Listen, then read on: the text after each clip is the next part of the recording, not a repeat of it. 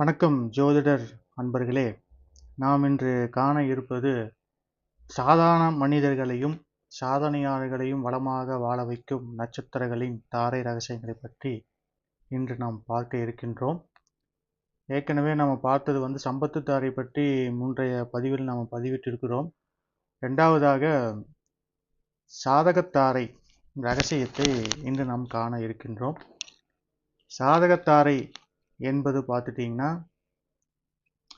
ஒருவரது பிறப்பு நட்சத்திரத்தை முதலாக கொண்டு எண்ணி வரக்கூடிய 6வது நட்சத்திரம்தான் சாதகத்தாரை நட்சத்திரம் ஆகும்.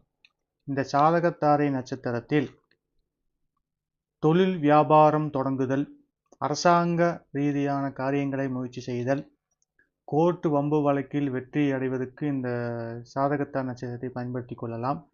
ஒரு நல்ல நிறுவனத்தில் வேலை அமையறதுக்கு, எடுத்த காரியங்களில் நமக்கு சாதகமாக அமையறதுக்கு, வியாபாரத்தில் அனுகூலம் கிடைக்கிறதுக்கு, திருமணத்திற்கு வரன் பார்ப்பது, அடுத்தது பார்த்தீங்கன்னா ஜோதிட ரீதியான சில பரிகாரங்களையும் இந்த சாதகத்தாரில் வரும் நட்சத்திரத்தில் நாம் பயன்படுத்தி கொள்ளலாம்.